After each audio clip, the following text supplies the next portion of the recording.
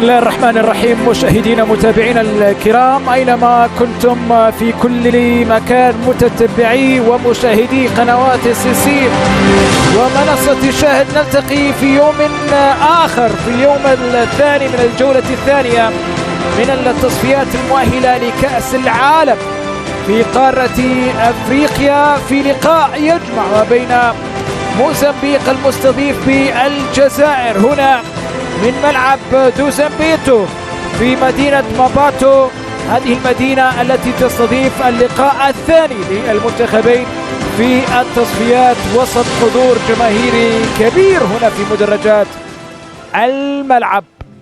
إذن بانتظار أكيد في مباراة اليوم مع موزمبيق، ونتمنى كذلك أن نشاهد مباراة على الجوانب الدفاعية بشكل كبير. هنا كرة مقطوعة خطيرة، خطيرة اللقطة الماضية. يعرفون تماما الموزمبيقيين بأن مباراة اليوم مع الجزائر ليست سهلة للحصول على موزمبيق.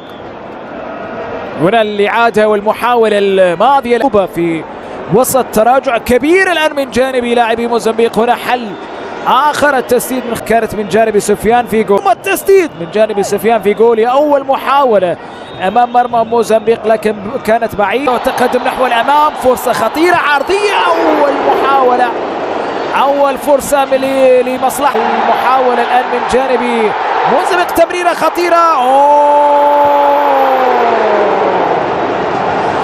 محاولة هنا الفرصة الأخيرة، المحاولة لكن لولا رامي بن سبعيني. مباراة 11 مقابل 11، أمور كثيرة تختلف. الجزائرية مع جماهير موزمبيق للمتابعة. الاضطراري أعتقد بسبب عدم مقدرة عيسى ماندي على إكمال المباراة، عيبي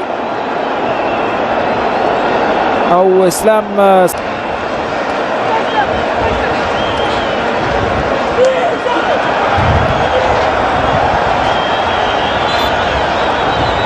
الثانية. تغيير الاضطراري، اشراك اللاعب محمد عمورة مكان اسلام سليماني. عموما التغيير الثاني الان للجزائر في هذه، من الصعب تخطيه. هنا محاولة ما زالت مستمرة، رياض محرز في تمريرة خطيرة، التسديدة السهلة الى حارس المرمى ليمبانا، هو من سينفذ الان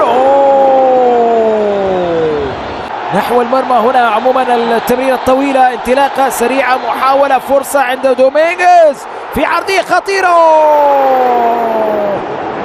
للمرة الثانية. هنا البداية من دومينغيز في عرضية ثم استلام ممتاز ودوران وتسديدة، لكن ما اقرب من مرمى الجزائري، لكن هنا رأسية إلى خارج أرضية الملعب لمنتخب موزمبيق. في كثير من المرات كان يقترب، كان يهدد مرمى بن قبيلة، شعيب كداد، سعدي رضواني، كذلك اللاعب اللي هو جحني. موزمبيق هنا الإعادة والفرصة الأخيرة والمحاولة الماضي اللي يعتقد فيها راية وتسلل، التسلل في اللقطة الماضية أو لا، لكن لقطة مشكوك في محاولة لمصلحة المنتخب موزمبيق، تسديده.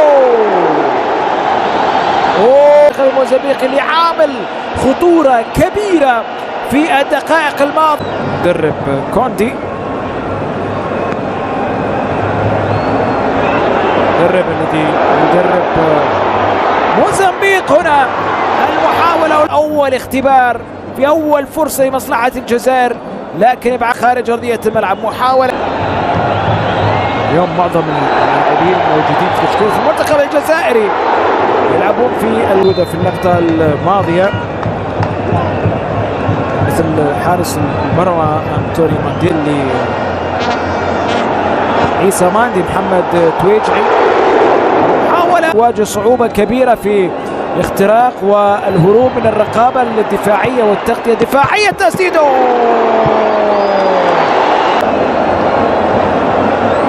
هنا التسديدة الأخطر للمنتخب الجزائري الأول، وكذلك اللاعب الثاني إسلام سليماني.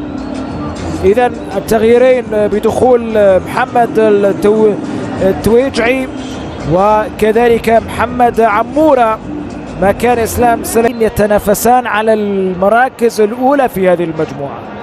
البطولة المنتظرة بالنسبة للمنتخبات الأفريقية. هنا كرة على جهة اليمين عرضية لكن تبعد.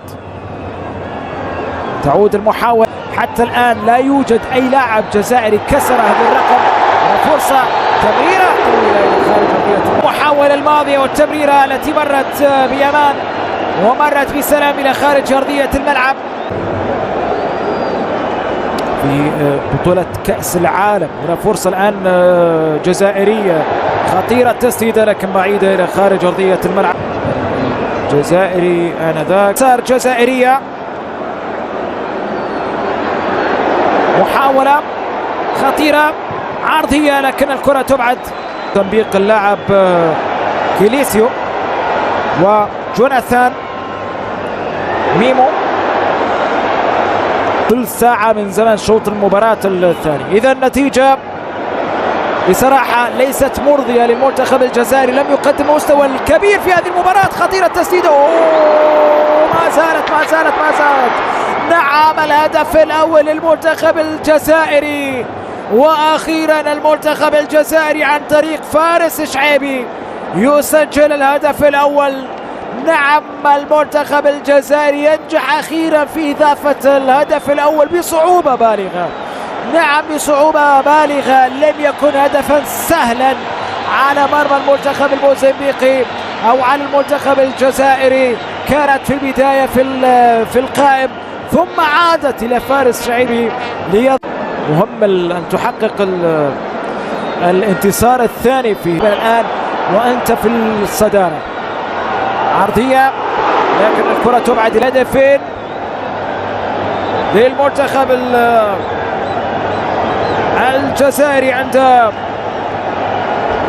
رامي أو رامز.